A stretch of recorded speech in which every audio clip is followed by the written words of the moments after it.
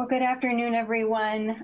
Thank you for joining us. I'm Lauren Dunton. I'm a managing director in our tax-exempt practice here at Forbes Mazars, and I spend the majority of my time working with exempt organizations all across the country, healthcare organizations, higher education institutions, and social service organizations. And one of the things that we've been really excited about in our tax-exempt group is the expansion of the energy efficient tax credits under the Inflation Reduction Act and how that can apply to our tax-exempt clients and friends and help them to offset the cost of energy efficient investments that they are making. So really excited to have Troy Taylor with us today.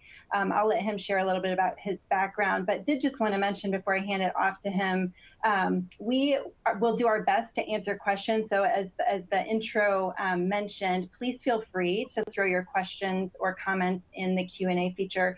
It can be a little bit hard to address specific tax scenarios on the fly, but we will do our best. And we're certainly happy to address any questions about projects that you may be contemplating or how this could be applicable to your organization. So happy to make this as collaborative as we can. Awesome. Thank you, Lauren. So my name is Troy Taylor. I'm a partner in our federal tax specialty group. I lead our IRA initiative for the firm. And so this is what I do full time. I'm really excited to be here, especially for this group, because historically nonprofits really couldn't take advantage of the energy related credits until the IRA was introduced. So very relevant topic for this group and is one that we're seeing a lot of movement in amongst our nonprofit clients. So in talking about the Inflation Reduction Act, known as the IRA, it was really a historical legislation that updated a lot of pre-existing energy-related credits, but then also created a number of new ones as well, ones that did not exist before. The IRS, this probably won't surprise anybody, but the IRS has been relatively slow in providing guidance on the new credits that they put out there. But over probably the last 12 to 18 months, there has been quite a few notices that have come out and guidance regulations, both proposed and final, that have come out and helped kind of guide us now through the process of being able to take advantage of these credits. So if you don't know, this is a little bit of history lesson on the IRA. Originally, these energy-related credits were part of the Build Back Better framework that the Biden administration had tried to pass. When they realized that they weren't going to be able to pass that legislation, they salvaged a lot of these energy-related credits and put it into what we have today as the IRA. It was signed into law back on August 16th of 2022, so it's been around a couple of years. But I would say it's really picked up steam maybe the last 12 months or so, where I think organizations are realizing, hey, we can really take advantage of these, and these aren't a scam, and these aren't like some of the other credits and incentives that have been put out there, and people have really kind of caught the vision of what this program entails. Yeah, I agree with that, Troy. And I think, one of the things that we're seeing is a kind of wide variety of awareness of the credits and also kind of an energy efficiency initiative among our clients. Certainly we have some clients where this is a priority and they have developed a plan around maybe, carbon emissions or other energy efficient projects. And so this has been something that they've been able to move on fairly quickly because it's kind of fitting into, an effort that they already had ongoing. But for many of our clients and others in the industry, this is completely new because these credits, while they existed prior, did not really have any benefit for an entity that was didn't have a tax liability, a non-tax paying entity, which most tax exempt organizations, absent significant unrelated business income, would be in that group, right? So a tax credit, traditionally speaking, doesn't have a ton of value. And so what the IRA did was added this direct pay election, which we'll talk a little bit about later on as well.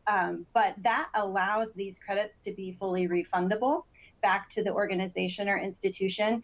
And so instead of being dependent on whether or not we owe tax, this allows these organizations to really be able to benefit for investments that they're making in clean energy, regardless of whether they're paying tax at the end of the day. So that has been super exciting. I think that whether you're sitting here today with some idea of investments that your organization might be planning or wanting to make, or just kind of starting at the very beginning, there's something here, I think, for you and for your organization. And if it may just take some strategizing and thinking through how this could apply. I'll let Troy go ahead and talk about the variety of credits that are available, because there are a lot of different types, and I think that can kind of help to start the conversation in one direction or another, depending on what your organization may be looking at. Yeah. It's a great point, Lauren, that you made, that there really is something for everyone, right? So this slide here just shows the variety that's included of credit opportunities that's included in the IRA. There's some, like in the upper left, that are based on capital expenditures. So it's going to be a percentage of your capital spend, and that's going to be your typical, solar panels, geothermal heat pumps, those types of things. In the lower right, you've got energy production credits, where and it's even on like things like solar panels, where you're going to get a certain dollar amount per kilowatt hour that the property produces. There's manufacturing credits, which probably isn't overly relevant to this group, but carbon sequestration, electric vehicles, really important to this group. And so there's really, if you have that desire to go green or be more energy efficient or save money long term, there really is something for everyone. But Lauren, what have you seen in this specific nonprofit group be kind of the most prevalent of these credit opportunities? Yeah, I would say we tend to get questions that are focused on a couple of these, one being the capital expenditures. I have a lot of clients that are talking about maybe installing some solar panels. For entities with a lot of buildings, this might apply to a university, a hospital, airports, things like that. There's a credit under the capital expenditures for dynamic glass. So if you're building a new building or replacing windows and looking at dynamic glass to help with energy efficiency, there's a credit available for that. So I've had some conversations there. Certainly geothermal is one that comes up. And then electric vehicles, that that has come up quite a bit. And then the charging stations, with the alternative fuel charging stations, is also something that we've talked about quite a bit with clients. So I think those are probably the top ones that I've had conversation on, although certainly there may be organizations that are exploring others of these credits as well. Yeah, no, I've had the same experience. And we'll talk about a couple of these a little bit more in the details, like electric vehicles, a little bit about the production tax credit, but mainly focused on the investment tax credit as well. So let's get into, we've got our first polling question. So it says, which best describes your organization's status related to clean energy credits? And the choices are: in the process of claiming a credit on a project that qualifies, we have projects ongoing, but still need to evaluate if we qualify, we are in the early stages of planning future projects, or unsure. So we'll let that run its course here. Hopefully, most people are at least thinking about energy-related projects. I think, Lauren, in my conversations with most of our clients, people are at least thinking about it. They don't always get to the decision of, yes, this makes sense financially for us, but they're at least contemplating, should we do this or should we not do this?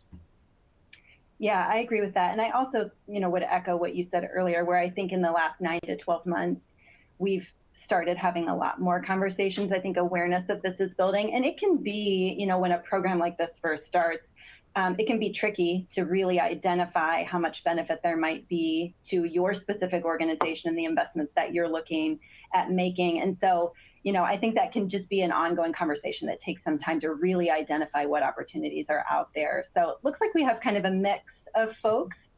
Some who are planning projects, some with ongoing projects, or in the process of claiming credit, but a lot of you still in that unsure group, which I think this is great, great opportunity for you all to get more information and hopefully help make some decisions or clarify, what credit opportunities you might have. And maybe even inspire them to say, hey, we haven't really looked at this. Maybe the financials make sense, and maybe it's something we need to look at. So great. Let's get into the credit mechanics of how you actually would be able to calculate a credit. The majority of the credits that are out there are based on a capital expenditure. And it's going to be a percentage of that capital expenditure is going to end up what your credit is. Now, before the IRA, it was very standard. It was typically just 30% of what you put into for solar panels or something of that nature. There was no way to increase or decrease that amount. But in the IRA world, what they did was they put a very small base credit of typically 6%, not enough to really move the needle on making a decision of, do I want to invest in energy efficiency or do I not? But you have multiple opportunities to then be able to increase that 6% and get back to at least that baseline of 30%, if not higher, depending on if you meet some of the other criteria. And we're going to go through a few of these now. So the biggest one is what we call the 5 times bonus credit. And it's exactly as it sounds. So if you meet the criteria for this bonus credit, you would be able to multiply that 6% by 5 and get back to that 30%, which was the baseline pre-IRA. There's 2 ways to meet the requirements for that credit opportunity. One is if your total output of your energy installation is less than 1 megawatt of energy. And to give you an idea of kind of scale of what 1 megawatt is, that's typically somewhere between 2,500 and 5,000 solar panels. My guess is the majority of the organizations on this call, if you were to install solar panels, you would not meet that 1 megawatt threshold. So you likely would be able to get that 5 times bonus credit relatively easily. If you are, say I've seen a hospital where they had a certain acreage next to their hospital and they installed a solar array on that acreage and it was over 1 megawatt, they had to meet what's called the prevailing wage and apprenticeship requirements.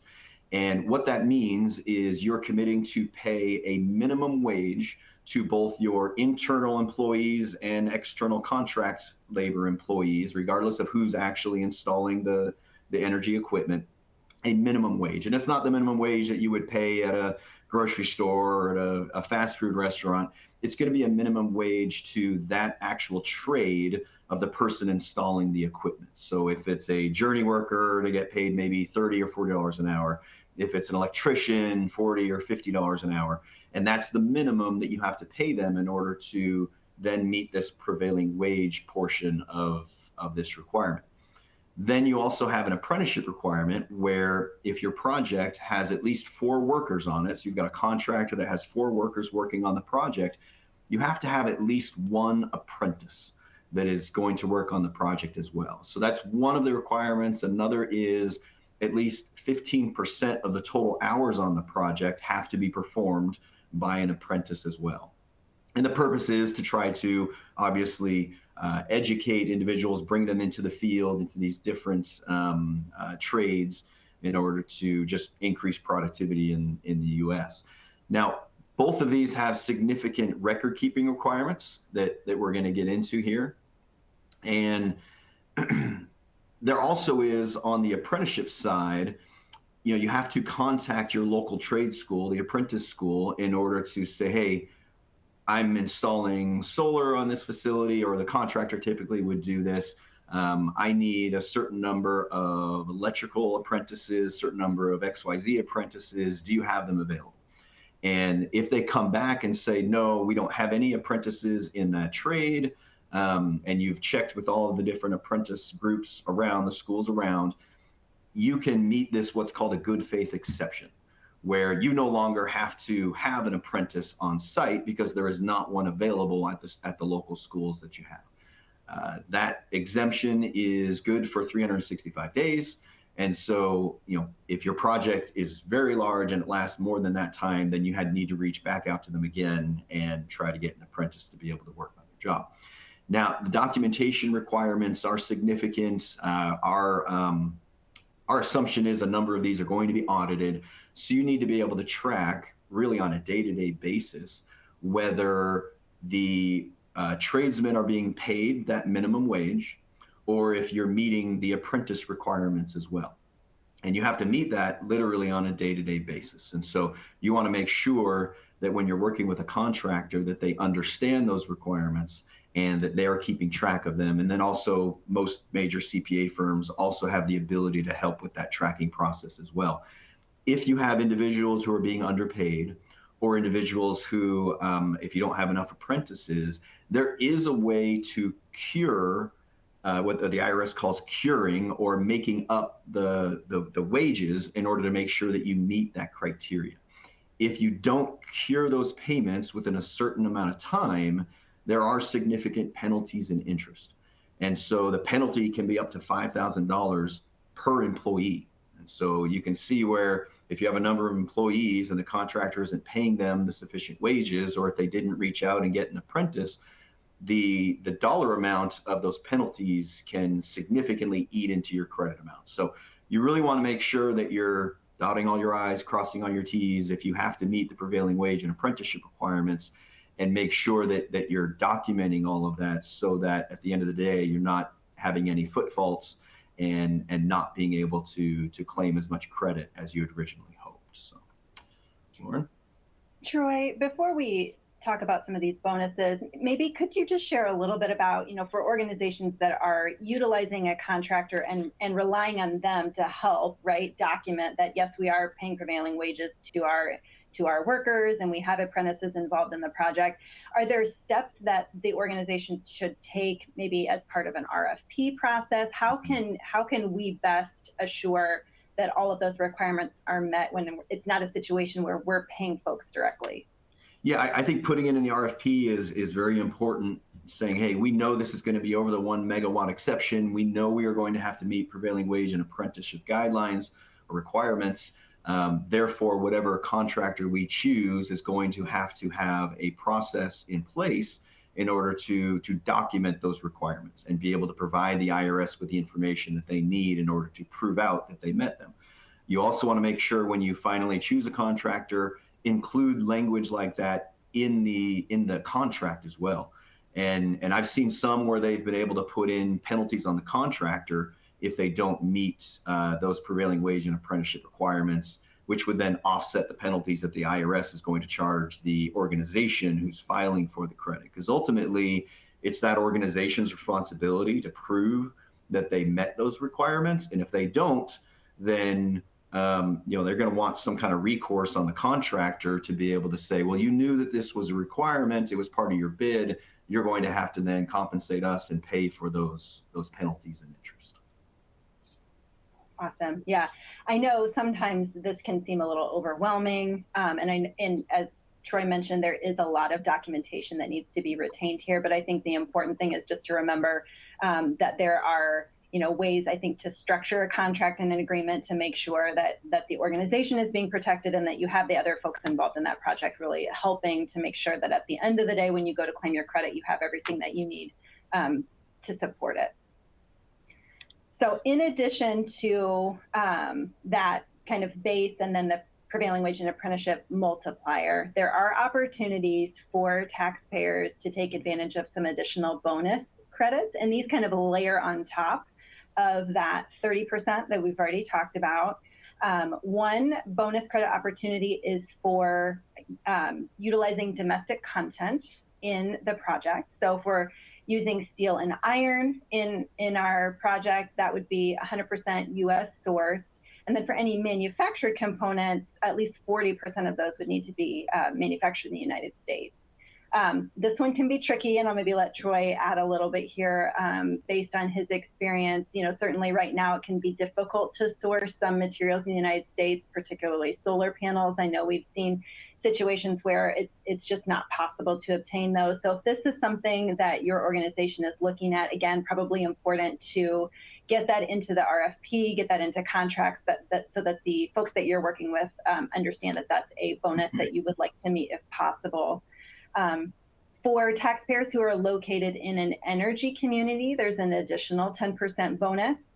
And those energy communities are very specific geographic areas. So they're either census tracts with a closed coal mine or adjoining a closed coal mine, brownfield sites. And there are websites with maps available so that you can plug in the address where you plan to install the property or make an investment and see if that would qualify for this energy community bonus. Again, another 10%. And then finally, for low income communities, and I'll let Troy add a little bit of color here too, but that's an additional 10 to 20% for solar and wind, and additional clean energy technology starting next year in 2025. So, depending on what your project is, where you're located geographically, there may be some opportunity to layer on these bonus credit opportunities and get that credit up from the 30% to perhaps 40 or even 50%. And I've seen each one of these bonus credits organizations be able to take advantage of, but again, it is very facts and circumstances specific. And you especially want to be careful with the domestic content credit, because there's a lot of suppliers out there who are claiming that, say, their solar panels meet the domestic content credit, so you'd be able to take the 10%. But organizations are assuming, hey, they've already been vetted by the IRS or the Department of Energy, and they've got maybe a rubber stamp that says, yeah, our solar panels meet the criteria. But in reality, there is no process like that. And a lot of the solar panel companies are out there touting that they meet the requirement, but they actually don't. So I was actually on a call yesterday with a solar panel company and talking about, what it requires to meet the domestic content credit. And after a 30-minute call, we realized, hey, they absolutely do not meet the domestic content credit. They're not manufactured in the US. They're really just a distributor of overseas produced solar panels. So you just got to be really careful. My advice would be, and this is going to be kind of a theme throughout this presentation, is involve your trusted tax advisor early and often to make sure that you're not having any foot faults and not planning on baking in that extra 10% when in reality you're not going to meet that criteria. So as far as the domestic content credit goes, there has been a number of notices and regulations that have been put out there, so we understand it quite a bit better now. There is a safe harbor that is easier to prove out from a manufacturer standpoint of whether they are eligible or not. When the original proposed regulations came out, you had to gather so much information from the manufacturers on their specific costs that the manufacturers were refusing to provide. And so the safe harbor that they did put out there does make it easier, but you just got to cross all your T's and dot all your I's and make sure that they are actually eligible for it. As Lauren mentioned, there are mapping tools for both the energy community and the low-income community. One thing I want to make sure to point out on the low-income community credit, that 10% bonus credit is application-based, whereas the base credit, the 5 times credit, and the energy community credit, those are, if you're eligible, you can apply for it and get that credit. Low income, it's a set dollar amount that resets every year. For instance, 2024, probably by mid-year, the Department of Energy had already handed out all of the allocated funds for that bonus credit. And so if you had a credit towards the end of 2024, you weren't able to take advantage of it, even if you were in a low-income community.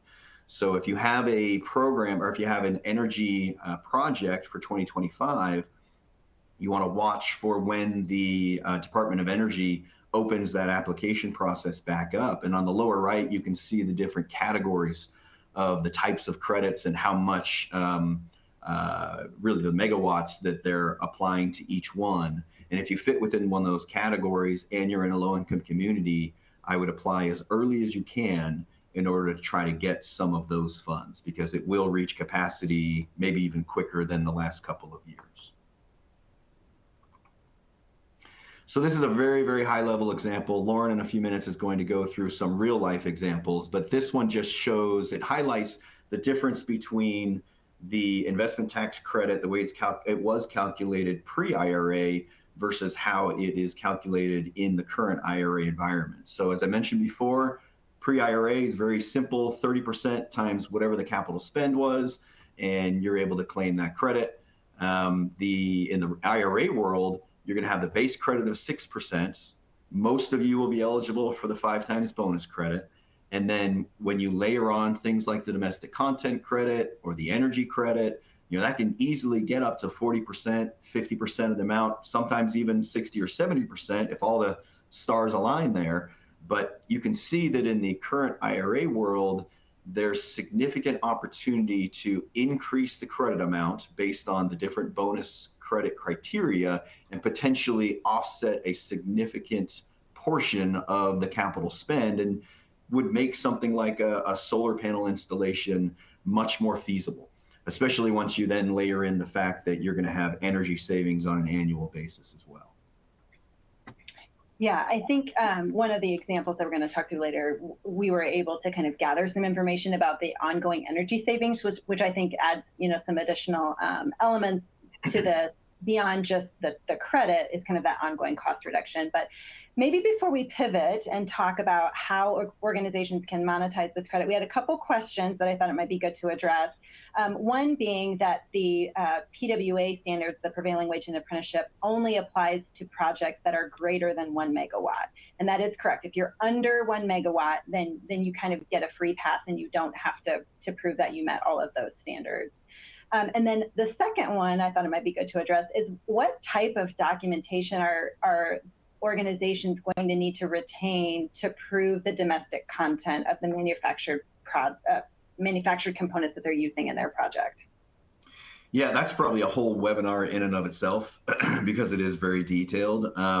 But you're going to have to gather information. You're going to have to work with the manufacturer in order to provide which of their components that they're providing to you are manufactured here in the US. Now, they don't have to provide the detailed cost information like originally was planned within the proposed regs, but they at least have to prove to you that maybe the solar panel itself was produced here in the US, or the other components. It doesn't have to just be the solar panel. You just have to get up to that 40% of the total cost of the project has to be produced here in the US. And so there's a lot of different ways that you can do that, but you're going to want something from the manufacturer that's stating that, yes, that component is produced here in the US, or else when you're audited later on, the IRS could come in and say, well, you just took their word for it via email or something, and you have nothing to actually document it. So one thing we've actually seen is a lot of these manufacturers are going to either engineering firms or CPA firms, and they are doing a study on their components and getting something signed by a CPA firm that says this component meets the criteria the IRS has put out there to show that it was manufactured in the US. So that's something you might ask for as well. Perfect. Well, one of the things that I think everybody is kind of curious about and wants to understand more is, okay, let's say we're making one of these investments. How do we actually go about receiving our credit? So for a tax-exempt organization, you would be eligible for this direct pay election. And in general, any organization that's exempt under Section 501c would be eligible for this. So, certainly 501c3s, both public and private higher education institutions, social service organizations, healthcare organizations, you all would qualify. And what happens is you make this election to receive your credit as a refundable direct payment.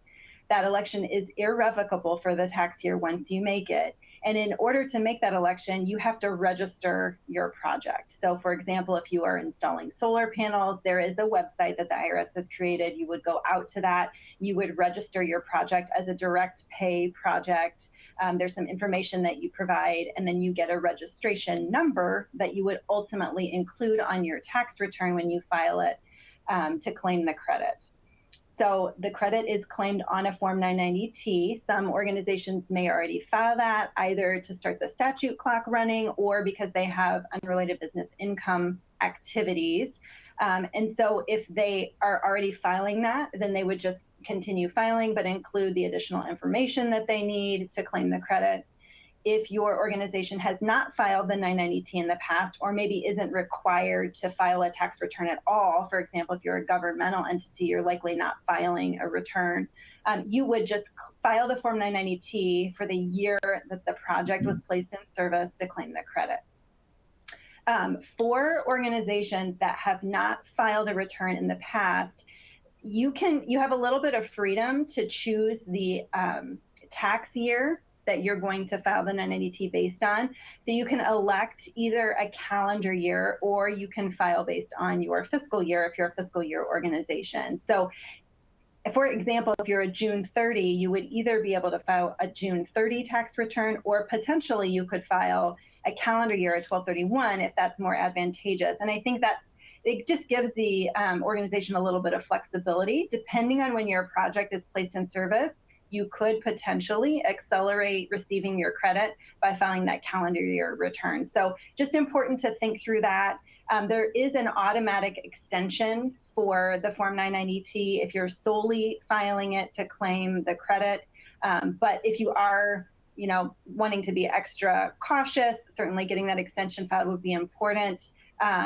If you're already filing the 990T and the 990 series return, want to make sure that you understand which year you're claiming this on so that you can complete the registration. And we'll talk a little bit more about that in a couple of slides. But the credit does need to be claimed on an original timely filed return. So just understanding the various steps in the process and kind of working backwards to make sure that none of the steps are missed would be really important. We want to make sure to emphasize that. So not necessarily overly complex to do, but just certain steps that have to be accomplished in a specific order.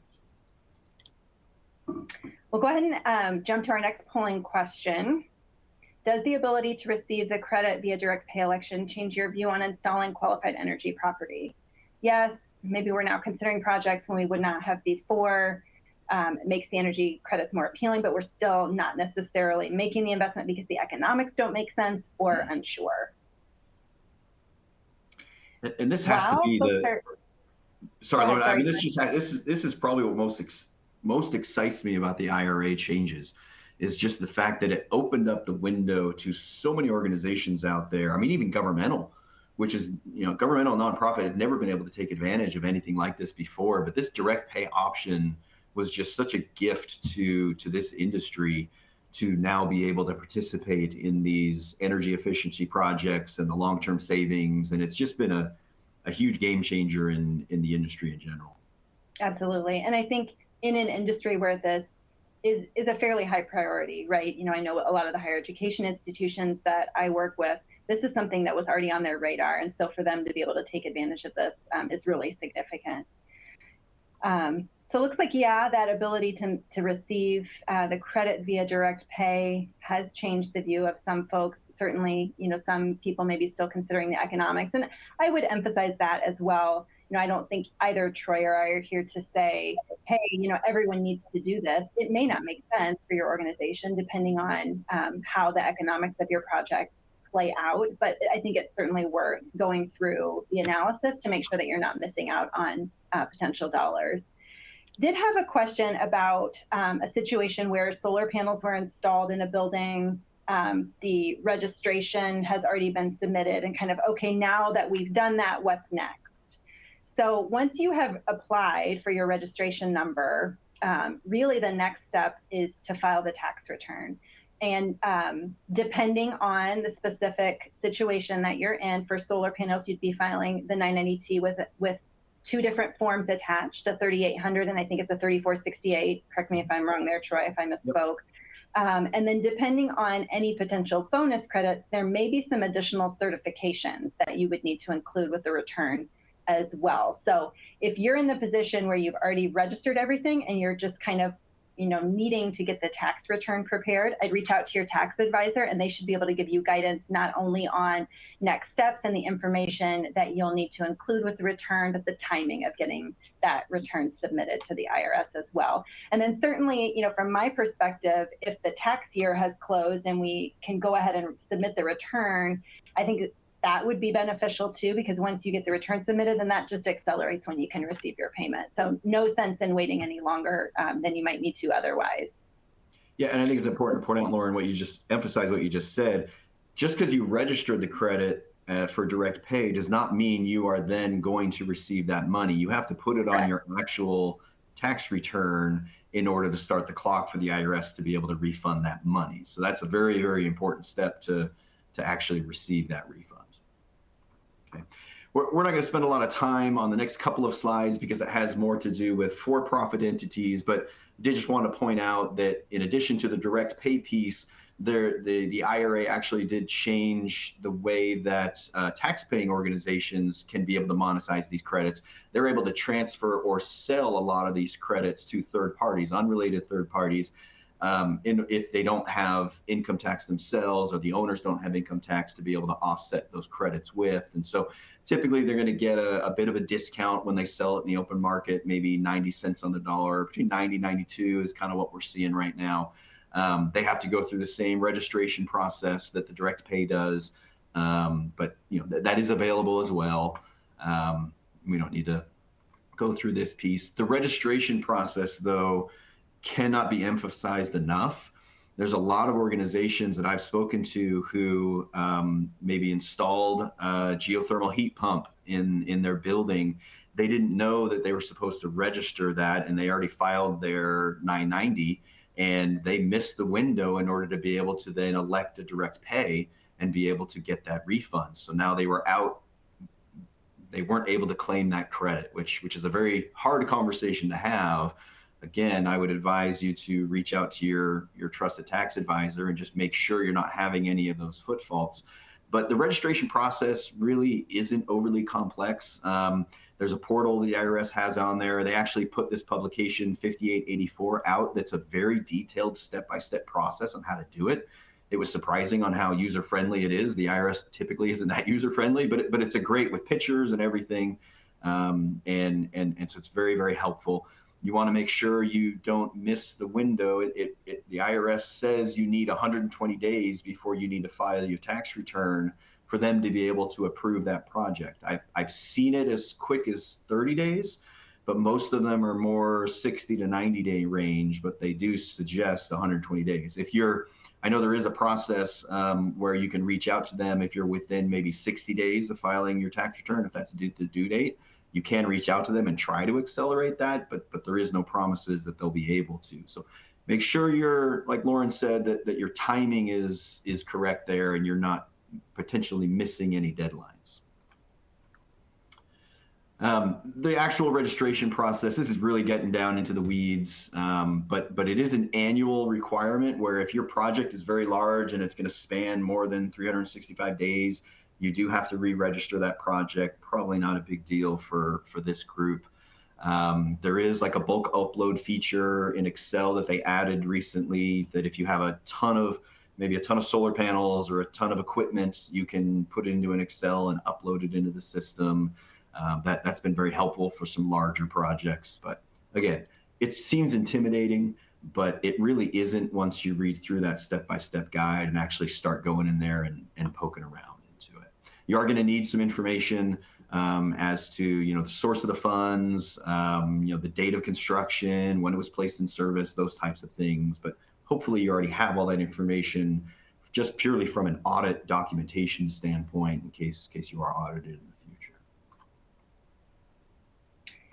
One of the things that I have found very helpful is thinking through, well, what could this look like for our organization? And we have some case studies now that we're 18 months or so into the life of organizations actually claiming these credits. And I thought it might be helpful to walk through a few of those for the group today, just so you could see what does a real life example look like and what are organizations may be able to do now under the IRA. So the first one I wanted to go through is a client that is a long-term care facility.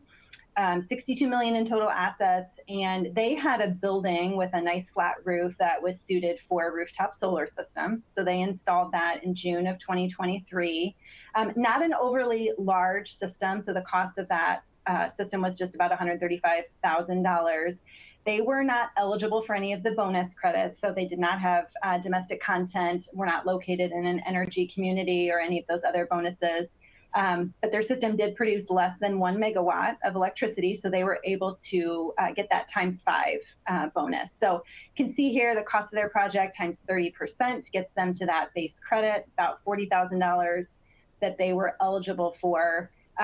They also were able to already start seeing the ongoing energy savings from that system. So they're using this energy internally to help power their facility. And they were saving about $5,000 a month in their energy costs. So if you think about the credit to help offset the initial spend, and then that ongoing energy savings. This was really significant for this organization in terms of the overall savings that they were able to achieve through installing this system.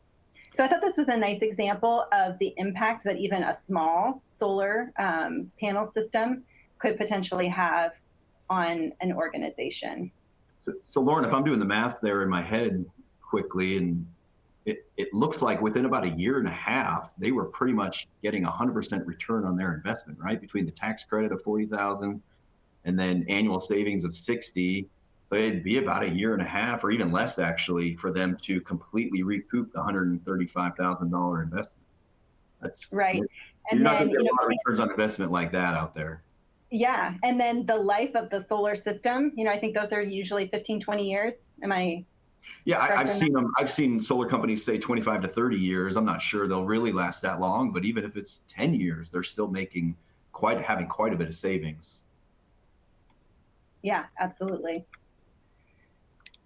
So maybe an example of a little bit larger project. This is a community college, and they installed a larger solar panel farm producing more than 1 megawatt. And this was installed in August of 2023, and this was a $1.8 million project.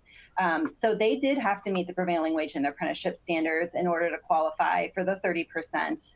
This organization was additionally located in an energy community, and so they were able to recognize that additional 10% bonus for an energy community project. So I included here kind of their timeline just because this was a little bit more significant in terms of the timing from start to finish. So construction began in 2022 on this solar panel farm. They placed it in service in August of 2023. And then they were able to complete their pre-filing registration and all of those steps in March of this year. And then they filed their Form 990T this past November 15th. And so they're anticipating within a few months getting their direct payment. This organization did elect to use their fiscal year because the project was placed in service in their June 30, 24 fiscal year. And so they filed the 990T without an extension. And so we're really looking forward to them receiving their payment. And so here's kind of the numbers of how this particular example shook out. So at $1.8 million, the 30% credit, that base credit with the times 5 was $544,000. Then that 10% energy community bonus was another $180,000. So their total credit for this system was $725,000. I don't have numbers on potential cost savings for them from this, but certainly this is a really sizable credit that helped them offset the cost of making this investment. Troy, I don't know if you had any kind of reaction to this one or thoughts to share. Again, it seems like the dollar amounts, and this doesn't even have the cost savings from an annual energy savings standpoint, but but the solar especially, that's what I'm seeing the most of. The dollar amounts 5 years ago or the financials really didn't make sense. But I think the cost of solar panels has come down a little bit. The credit potentially is significantly more. Utility costs have skyrocketed. And so that also has spurred a lot more investment in these energy related initiatives. And a lot of times when you do the math, the dollar amounts just seem to make sense much more now than they did a few years ago. Maybe before we jump to the next section, wanted to address another question, which is kind of related to how you would go about calculating this. So the scenario is if we replace our roof and add solar panels and the total cost of the roof and the panels is $1 million, how much credit are we looking at? And in that situation, you would need to isolate the cost of the solar panels from the roof cost itself, because your credit is going to be calculated just based on the solar panel investment cost. So the roof is going to need to be segregated. And so depending on how those components are, how the cost of those is allocated, you would calculate your payment based on the solar panel cost. And one clarification there, one additional point there, Lauren, is I just spoke to the same solar company I was talking to yesterday, also was trying to convince our client that the total cost of the new roof would be included in the capital spend to then be able to take the credit on. That obviously is definitely not the case.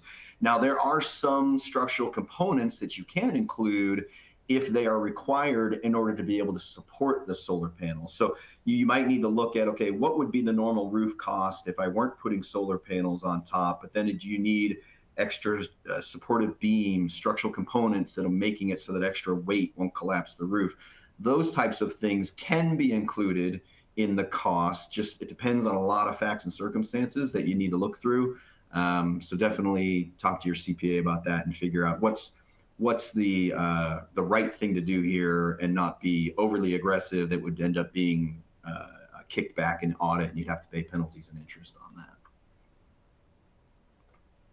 Okay, I think we this polling question was normally going to be later, but I've been told we needed to get it in within 10 minutes to the hour, so we'll do it now. Does your organization have commercial vehicles that are close to the end of their useful life and need to be replaced? This question will make a little bit more sense when Lauren talks about the EV credits, but we wanted to make sure that we got you guys your CPE by putting this in there now. And I can start talking about the next slide while this is still going through, because it really has to do with the tax outlook for 2025 and beyond in regards to the IRA credits. There's been some fear that President Trump would come in and just, reverse all the IRA. That's not going to happen. Way too many of the Republican-led states have taken advantage of this IRA program. It's been very bipartisan, where it didn't really matter where you were. If you were eligible for this credit, you claimed it, and it's been very worthwhile to your organization. And so we believe, and I'll go to the next slide here that makes a little bit more sense. The Trump organization is going to need to pay for some of the tax law changes and extensions that they want to do. And how they do that is a little bit of a mystery, but obviously they're probably going to look at things like foreign aid. President Trump has talked a lot about tariffs on incoming goods from foreign countries. But one piece they're really definitely going to take a look at is, are there some of the IRA provisions that they can cut or at least tweak in order to save money to then apply to these tax law extensions? And one of them might be EV credits, because the EV credits don't always make sense financially, and some people view that as just kind of a government handout to the rich. So that's something that could be tweaked, and then potentially shortening the life of some of these credits, like the investment tax credit and production tax credit right now go 10 years. Do they move it to 8 years or 7 years? Something to lessen the overall tax cost. So we view any changes to be more using a scalpel versus a sledgehammer, and just looking at very specific things versus some big blanket reversal of course here. This slide is really just for your use later on. So Forrest Mazars did put together a free questionnaire or survey that helps our clients, or helps anybody, to be able to help them go through the process from a energy project related standpoint, where they can go through, ask some dynamic questions.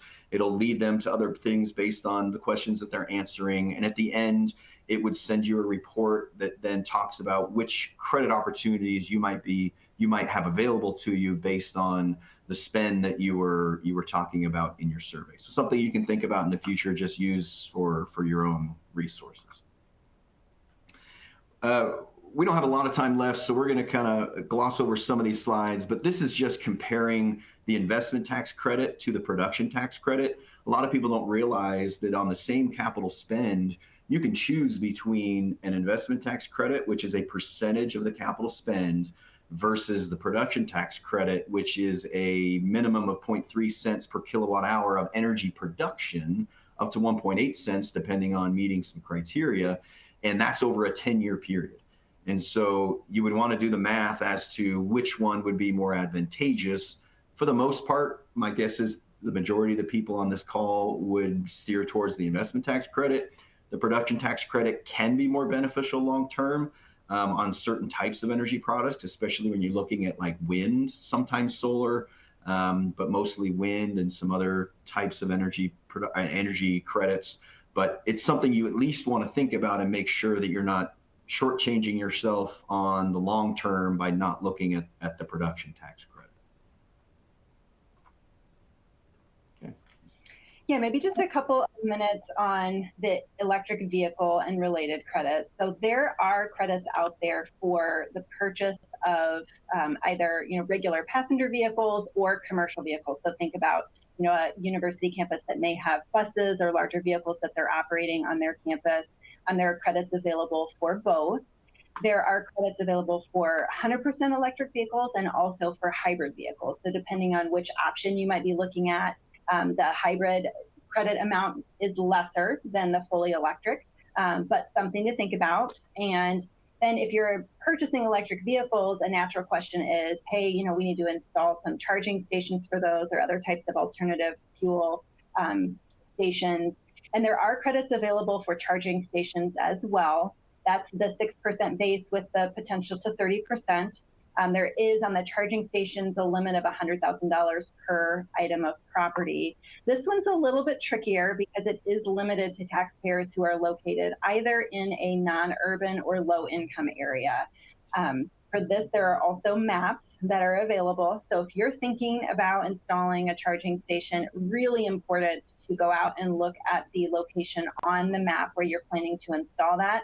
I've seen situations where, for example, on a university campus, part of the campus is in an eligible census tract and part is not. So just being aware of that and planning appropriately to make sure that you're not missing out on an opportunity that you could have otherwise taken advantage of if the charging station was right across the street, for example, would be really important. So this is one that I've had a lot of conversation about as well. I think there is a lot of interest in charging stations and alternative fueled vehicles. Again, this is one where maybe we would see a little bit more action taken on potentially repealing it in the new administration, but certainly stay tuned. This is still out there and available to taxpayers as we sit here today.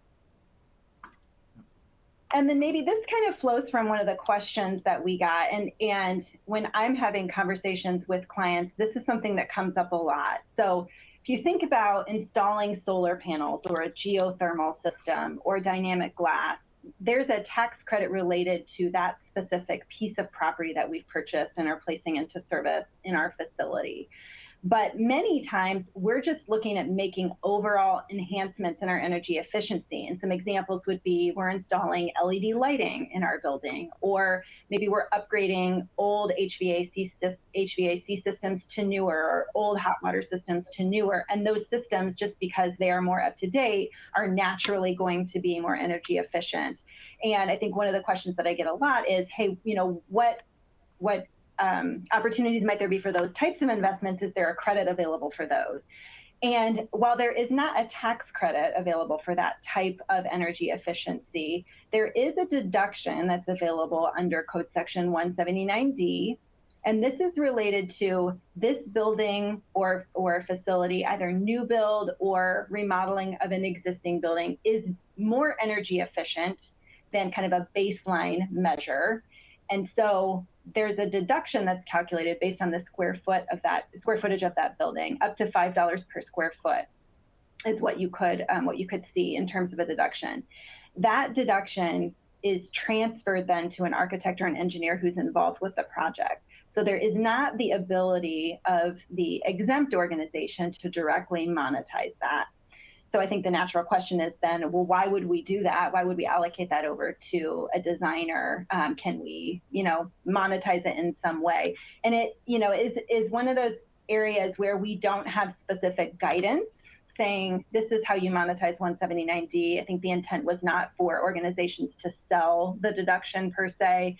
But what we've seen is maybe some contract negotiation that organizations are going through with the architect or the engineer related to perhaps a fee reduction on the project, and recognizing that they are getting this deduction allocated to them, or potentially a contribution that's made back to the exempt organization along similar lines. So I think here what we would emphasize is that if you are replacing lighting or upgrading HVAC and it's not a project that's eligible for a tax credit, That doesn't necessarily mean that you can't monetize it, but I think it's going to take a little bit more strategy around that, more conversation, and probably more planning up front. So, I have a university client that was approached by an architect related to allocating a 179D deduction to them, and they had not really been aware of that prior. So we had some conversation about how they could approach that.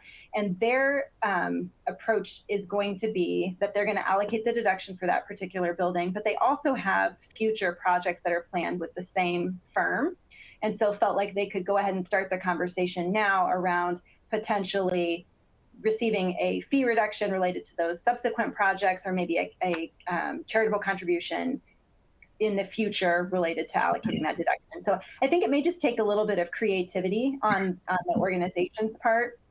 Certainly don't want to say that there's no opportunity there. It's just a little bit less within your control directly. But I know a lot of our clients are doing things like upgrades to lighting. So certainly want to make sure that you all are aware of that and can think about how you might approach the 179D deduction and monetizing that ahead of time. Troy, I know we only have a couple minutes left. Do you maybe want to address a couple of the other questions that folks submitted? Yeah, I want to make sure we get this last polling question in here. It's just basic. Do you want to be contacted by someone on the IRA consulting team? No pressure there by any means. We're happy to help any way that we can. You do have an option where, hey, just go through that Tax Cred Pro for Clean Energy tool and see what you think of it, see if anything comes from that, or if you want us to walk you through that tool, we're happy to do that as well, or not at this time. So you won't offend us either way, but we're here to help, and we'd be happy to do that. So that comes to some of these questions. Someone asked, how does a nonprofit get started with something like clean energy for building project? My recommendation would be to, number one, just evaluate your building and do you have a need? Do you have a need to replace the HVAC system? Or do you have a large roof that you might be able to put solar on and help you from a utility cost standpoint? If you do, then contact an architect, contact a contractor to get their ideas of what would be necessary in order to do those types of things. You just start the process by evaluating your own needs and then reaching out to someone who can fit those needs. Maybe one other one I wanted to make sure that we address, as I know we're about to run out of time, is how do the credits work with other types of grants or other financing mechanisms? So just want to mention that there are some potential haircuts that you could take on your credit if you utilize tax-exempt bond financing for the project. So really important to think through that.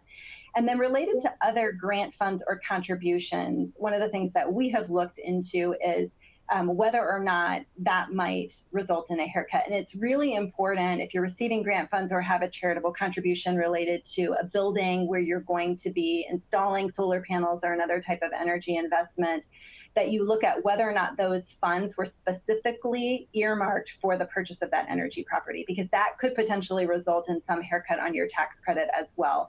So for your advancement folks who are out there, if they're soliciting contributions and someone's super passionate about energy efficiency, I think I would avoid having them say, hey, we want this contribution to go directly to solar panels, just to make sure that you don't have any potential issues like that. Making it as general as possible, I think, is going to really help the organization in making sure that you don't have any conflict between other types of financing or aid that you're getting and potential tax credit benefit. Well, I think we're wrapping up here. I think if you get anything out of this presentation, probably the most important thing in my mind is make sure to work with your trusted tax advisor to walk through this process, right? Energy credits are not for everyone, but there typically are opportunities for everyone if it's something that you want to do. There's great opportunities out there that can help you be able to move into that green energy space and be able to save from an energy perspective long term. And the financials are making more and more sense as time goes on. So Lauren, do you have anything else to add there before we let everybody go? No, just appreciate the time from everyone. Certainly feel free to reach out. I know either Troy or I are happy to address questions, kind of think through a scenario if there's something specific that you all want to talk about, but just appreciate everyone spending the afternoon with us.